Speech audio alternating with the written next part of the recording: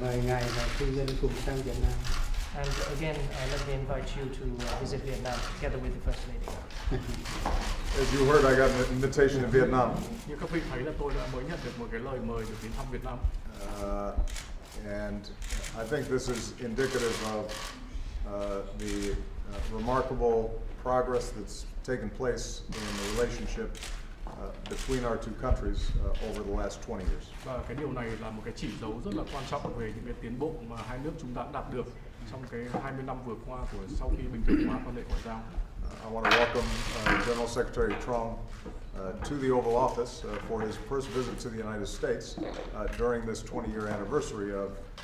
the normalization of relations between the United States and Vietnam. Tôi xin phép được chào mừng ngài Tổng Bí thư Nguyễn Phú Trọng đến thăm Hoa Kỳ và Nhà Trắng trong cái đợt mà hai quốc gia chúng ta kỷ niệm 20 năm bình thường hóa quan hệ ngoại giao. Obviously, there has been a difficult history between our two countries in the 20th century. Và mặc dù là trong thế kỷ 20 thì lịch sử hai nước chúng ta là đã có những cái trang đau đớn. And there continue to be significant differences in political philosophy and political systems between our two countries. Và mặc dù là về cái triết lý chính trị cũng như là hệ thống chính trị giữa hai nước thì còn nhiều khác biệt. But because I think of the efforts of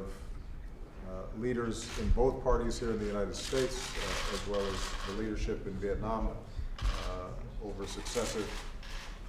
years, what we've seen is the emergence of a constructive relationship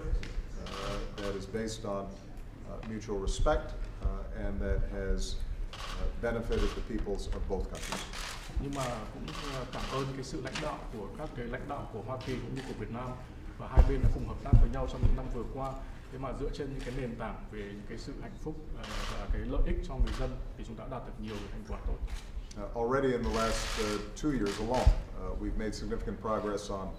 deepening our cooperation in the areas of education, science, technology, climate change, public health, as well as security issues. Và chỉ trong vòng 2 năm vừa qua thôi thì thông qua hợp tác thì chúng ta cũng đã đạt được rất nhiều cái tiến bộ về các lĩnh vực giáo dục, môi trường, khoa học công nghệ, y tế và an ninh quốc phòng. And this was an excellent opportunity for us to deepen our discussions around our vision for a comprehensive partnership. Và vì thế đây là một cái cơ hội tuyệt vời để chúng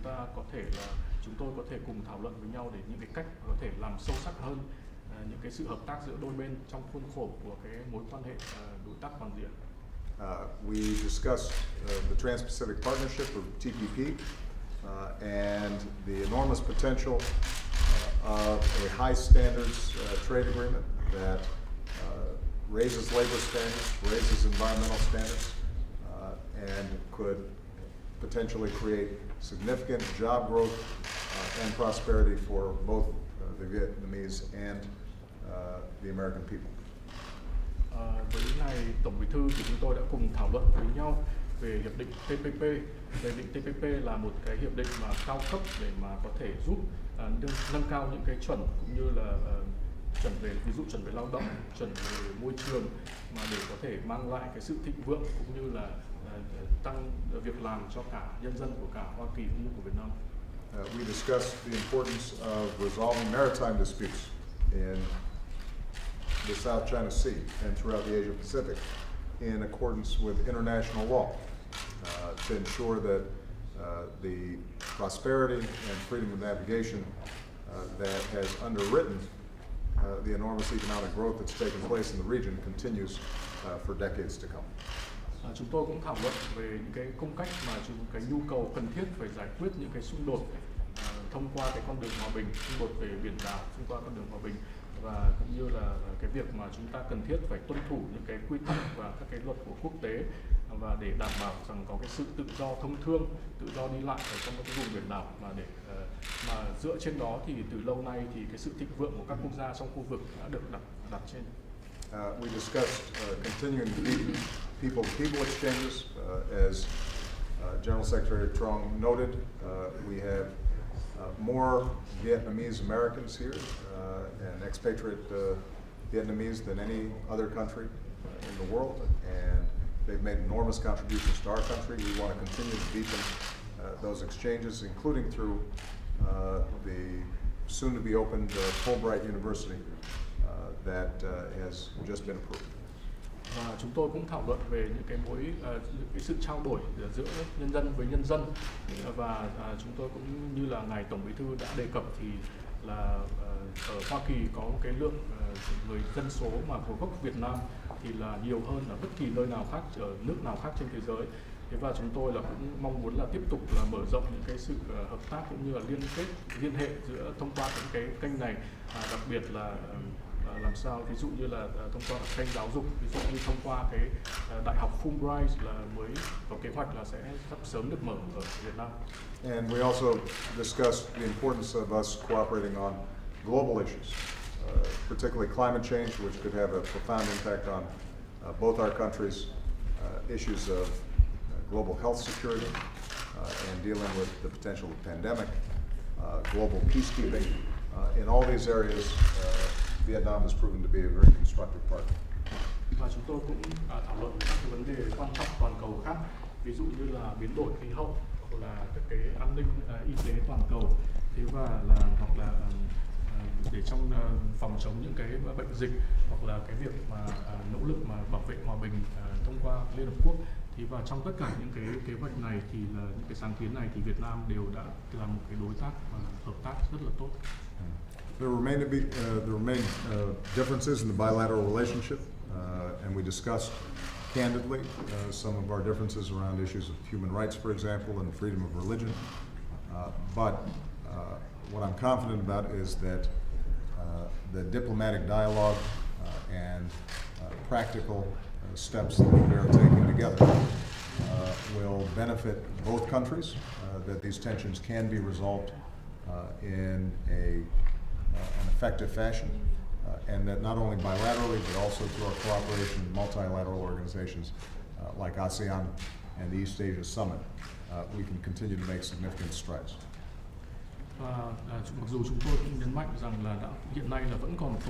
tồn đọng những cái sự khác biệt trong cái mối quan hệ giữa hai nước, thì chúng tôi cũng có đề cập đến những cái vấn đề đặc biệt như là vấn đề về nhân quyền, cái quyền tự do tôn giáo vân vân. Thế nhưng mà cá nhân tôi thì tin tưởng rằng là thông qua những cái nỗ lực về ngoại giao thì chúng ta sẽ có thể là cùng giải quyết được những cái sự khác biệt này, và không chỉ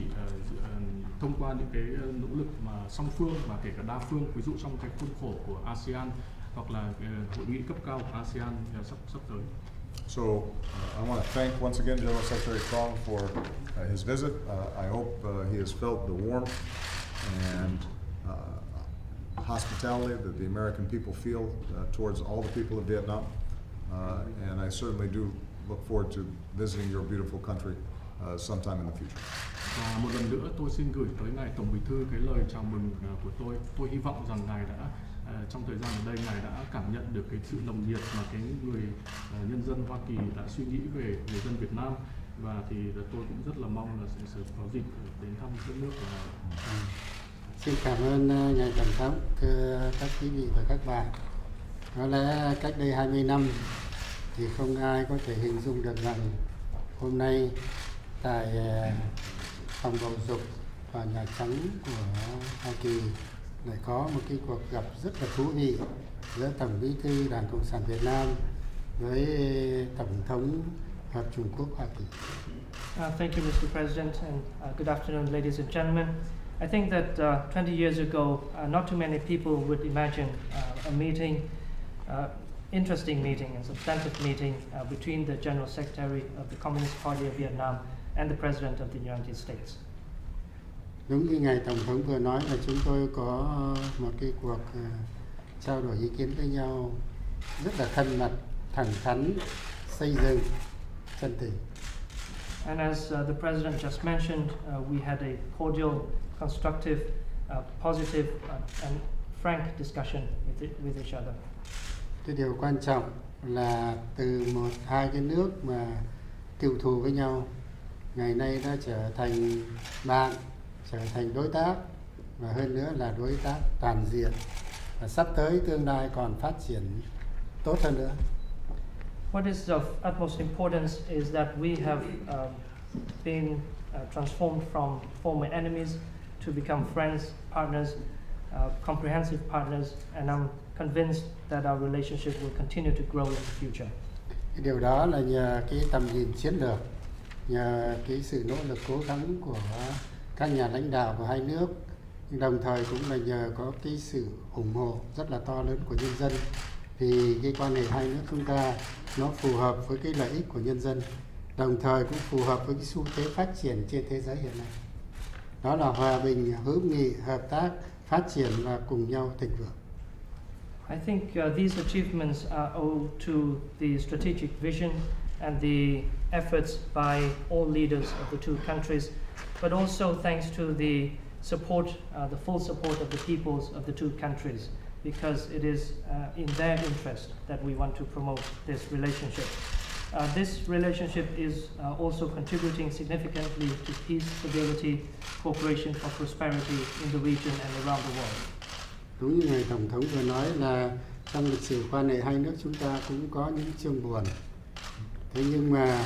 với tinh thần là gác lại quá khứ, vượt qua khác biệt, phát huy tương đồng, hướng tới tương lai, hai nước chúng ta đã xây dựng được cái mối quan hệ đối tác hợp tác toàn diện như hiện nay. Like the President just mentioned, there has been a bad, difficult chapter in our history, but we have been able to rise above the past, to overcome differences, to promote our shared interest and look towards the future in order to build the comprehensive partnership that we have today. Tôi cũng vừa mới nói với ngài Tổng thống là quá khứ thì không ai có thể thay đổi được,